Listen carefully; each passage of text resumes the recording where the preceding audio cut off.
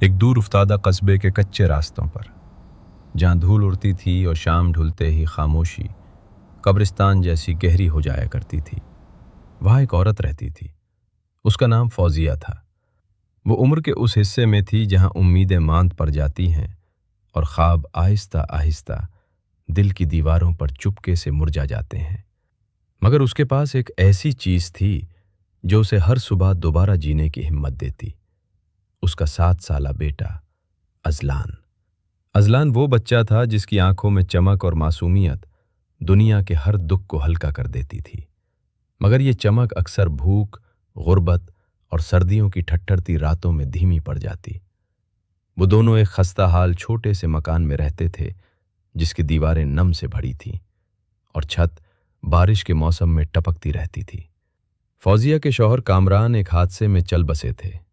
ان کی موت کے بعد فوزیہ پر غم نہیں بلکہ ذمہ داریوں کا پہاڑ ٹوٹ پڑا۔ وہ سلائی کا کام کرتی تھی، مگر مہنگائی کے سامنے اس کی آمدنی قطرے سے زیادہ نہ تھی۔ باب اول، بھوک کی طرف۔ ایک سرد رات تھی، ہوا میں برف جیسی ٹھنڈ تھی۔ فوزیہ کے پاس رات کے کھانے کے لیے کچھ نہ تھا۔ اس نے پرانے چولہے میں لکڑیاں جلانے کی کوشش کی، مگر لکڑیاں بھیگی ہوئی تھیں۔ اس نے اذلان کو لپٹا کر کہا، بیٹا، آج ہم دیر سے کھانا کھائیں گے، ابھی سلائی پوری کرنی ہے۔ اذلان نے سوال پوچھنے کے بجائے محبت سے ماں کا چہرہ دیکھا۔ امی، مجھے بھوک نہیں، آپ کھا لیں۔ مگر فوزیہ جانتی تھی کہ بچہ صبح سے بھوکا تھا۔ وہ اس کے جھوٹ کو بھانپ گئی، مگر کچھ کر بھی نہ سکی۔ اس کی آنکھیں بھر آئیں، مگر اس نے رخ موڑ لیا تاکہ بیٹے پر کمزوری ظاہر نہ ہو۔ رات گزرنے لگی، باہر بارش بڑھ گئی، چھت سے ٹپکنے والا پانی ایک پیالہ بھر چکا تھا۔ اذلان سو گیا، مگر فوزیہ کی آنکھوں میں 100 ملین چلا۔ اس نے وہلے بڑھے تھی، مگر رات بڑھا۔ وہ اس نے بہت مل لیا تھا، مگر فوزیہ کے شوہر پر گرہنے وہ اس کی آنکھ کا نہ تھا۔ نیند کہاں؟ وہ سلائی کرتی رہی جب تک ہاتھ کانپنے نہ لگے۔ باب دوم، امید کی کرن۔ صبح ہوئی تو فوزیہ نے سنا کہ قصبے میں ایک بڑا گھر تعمیر ہو رہا ہے اور وہاں ایک خاندانی عورت نفیسہ بیگم نئی ملازمہ کی تلاش میں ہے۔ فوزیہ نے فوراً ارادہ کیا کہ وہ جا کر قسمت آزمائے گی۔ اس نے اذلان کا ہاتھ پکڑا اور دونوں پیدل ہی چل پڑے۔ راستہ لمبا تھا، مگر فوزیہ کے قدموں میں امید کی طاقت تھی۔ وہ گھر پہنچی۔ دروازے پر کھڑے گارڈ نے اوپر سے نیچے فوزیہ کو دیکھا جیسے وہ اس کے کپڑوں کی غربت پر طنز کر رہا ہو، مگر پھر بھی اندر اطلاع کرنے گیا۔ کچھ دیر بعد نفیسہ بام سامنے آئیں۔ وہ خوبصورت، امیر اور شاندار لباس میں ملبوس تھیں۔ ہاں، کیا 2023 چاہیے؟ انہوں نے بے نیازی سے پوچھا۔ فوزیہ نے عاجزی سے کہا، بیگم صاحبہ، مجھے کام کی ضرورت ہے، سلائی، صفائی، برتن، کچھ بھی کر لوں گی۔ نفیسہ بیگم نے اسے ایک لمحے دیکھا اور سرد لہجے میں کہا، یہ کپڑے، یہ حالت، تم کام کرو گی؟ چھوٹی ملازمہ چاہیے، کوئی صاف ستھرا شخص۔ اذلان نے اپنی ماں کا ہاتھ مضبوطی سے تھام لیا۔ فوزیہ کی آنکھیں بھر آئیں، مگر اس نے ضبط کیا۔ وہ مایوسی سے واپس مڑنے لگی تھی کہ ایک آواز آئی، رک جاؤ۔ یہ آواز ارحان صاحب کی تھی، نفیسہ کے بڑے بھائی جو شہر سے آئے ہوئے تھے۔ ان کی آنکھوں میں غصہ نہیں بلکہ انسانیت تھی۔ انہوں نے کہا، کام کے لیے انسان چاہیے یا کپڑے؟ انہیں رکھ لو۔ نفیسہ بیگم خفا ہوئیں، مگر بھائی کے آگے کچھ نہ بول سکیں۔ یوں فوزیہ کو پہلی بار ایک مناسب کام مل گیا۔ باب سوم، اذلان کا امتحان۔ فوزیہ گھر میں کام کرنے لگی۔ وہ صبح سے شام تک محنت کرتی اور اذلان باہر چھوٹے باغ میں بیٹھ کر اپنی ٹوٹی ہوئی پینسل سے تصویریں بنایا کرتا۔ اس کی خواہش تھی کہ وہ ایک دن اسکول جائے، بستہ پہنے، کتابیں اٹھائے، مگر غربت نے ان خواہشات کو دبا رکھا تھا۔ ایک دن جب فوزیہ گھر کے کام میں مصروف تھی، اذلان نے دیکھا کہ گھر کے بچے اپنے کمروں میں نئے کھلونے پا کر خوشی سے چیخ رہے تھے۔ اذلان خاموشی سے دیکھتا رہا۔ ارحان صاحب نے اسے دیکھا اور پوچھا، بیٹا تم کیوں اداس ہو؟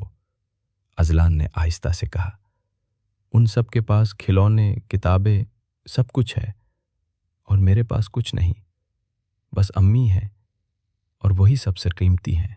یہ سن کر ارحان صاحب کے دل میں جیسے کوئی نرم گرہ کھل گئی۔ وہ دیر تک سوچتے رہے کہ اتنے چھوٹے بچے کے دل میں کتنی بڑی بات ہے۔ باب چہارم، حادثہ۔ ایک دن نفیسہ بیگم کے بچے سیڑھیوں سے نیچے گر گئے۔ گھر میں شور مچ گیا، ہر کوئی بھاگ دوڑ میں لگ گیا۔ اس دوران نفیسہ نے غصے میں آ کر فوزیہ پر چیخنا شروع کر دیا۔ یہ سب تمہاری لاپرواہی ہے، اگر میرے بچوں کو کچھ ہوا تو تمہاری وجہ سے۔ فوزیہ رو پڑی۔ اس کا اس میں کوئی قصور نہ تھا، مگر غربت میں غصہ ہمیشہ غریب پر ہی نکلتا ہے۔ ارحان صاحب نے بہن کو روکا، مگر نفیسہ کا غصہ بڑھتا گیا۔ اسی وقت اذلان آگے بڑھا اور اپنی چھوٹی سی آواز میں بولا، آپی، میری امی نے کچھ نہیں کیا، آپ انہیں کیوں ڈانٹ رہی ہیں؟ نفیسہ بیگم پلٹی اور چیخ کر بولی، چپ کرو، یہ گھر تمہارا نہیں۔ اذلان کی آنکھوں میں آنسو آ گئے۔ وہ بھاگ کر باہر گیا۔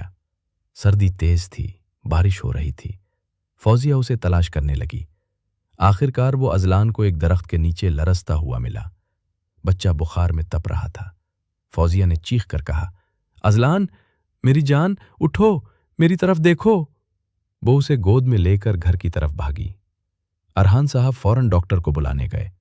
ڈاکٹر نے آ کر کہا، بچے کو نمونیا ہو گیا ہے، بہت خطرناک ہے، دوا اور آرام بہت ضروری ہے۔ فوزیہ کے قدموں تلے انسان نکل گئی۔ باب پنجم، انسانیت کی جیت۔ ارحان صاحب نے فوزیہ کو کہا، آپ پریشان نہ ہوں، علاج کے سارے اخراجات میں اٹھاؤں گا، بچہ میرا بھی ہے۔ فوزیہ کی آنکھوں میں پہلی بار سکون کے آنسو آئے۔ نفیسہ بیگم کو بھی اپنی غلطی کا شدت سے احساس ہوا۔ اس نے پہلی بار فوزیہ کے ہاتھ جوڑے۔ مجھے معاف کر دینا، میں نے غصے میں بہت برا کہا۔ اذلان کو بہترین علاج ملا۔ چند دن میں وہ صحت مند ہونے لگا۔ گھر میں سب اس کے آس پاس رہتے، اسے کھلونے، گرم کپڑے دیتے۔ پہلی بار بچہ اس طرح محبت محسوس کر رہا تھا۔ ارحان صاحب نے فوزیہ سے کہا، فوزیہ، میں چاہتا ہوں کہ آپ ہمارے ساتھ ہمیشہ رہیں۔ آپ کا بیٹا اسکول جائے گا، آپ اپنی زندگی عزت سے گزاریں گی۔ فوزیہ نے کانپتی آواز میں کہا، ارحان صاحب، اتنی بڑی مدد، ہم تو کچھ بھی نہیں تھے۔ انہوں نے نرمی سے جواب دیا، انسان کبھی کچھ نہیں ہوتا، بس اسے کوئی موقع چاہیے ہوتا ہے۔ باب ششم، نئے خواب کی صبح۔ مہینے گزر گئے، اذلان اسکول جانے لگا۔ وہ پہلے دن جب یونیفارم پہن کر ماں کے سامنے آیا تو فوزیہ ٹوٹ کر رو پڑی۔ امی، آپ کیوں رو رہی ہیں؟ اس لیے کہ میرا بیٹا آج وہ کر رہا ہے جو میں کبھی نہ کر پائی۔ اذلان نے معصومیت سے کہا، امی، جب میں بڑا ہوں گا نا، آپ کے لیے بڑا سا گھر لاؤں گا، آپ کبھی روئیں گی نہیں۔ فوزیہ نے اسے گلے لگا لیا۔ ارحان صاحب اکثر اذلان کو پڑھاتے، اسے خواب دکھاتے کہ وہ بڑا ہو کر کیا کچھ بن سکتا ہے۔ گھر کا ماحول تبدیل ہو گیا تھا۔ نفیسہ بیگم بھی اب فوزیہ کا بہت احترام کرتی تھی۔ اذلان ایک دن کہنے لگا، امی، آزمائشیں تو سب کے پاس آتی ہیں، لیکن اللہ کسی کو اکیلا نہیں چھوڑتا۔ فوزیہ نے کہا، ہاں بیٹا، وہ ماں کی مجبوری کو دیکھ کر بھی راستے بنا دیتا ہے۔ آخر میں کہانی کا سبق، دنیا میں سب سے مضبوط صرف ماں کا دل ہوتا ہے، اور سب سے پاکیزہ بچے کا یقین۔ جب یہ دونوں مل جائیں تو تقدیر بھی بدل جاتی ہے۔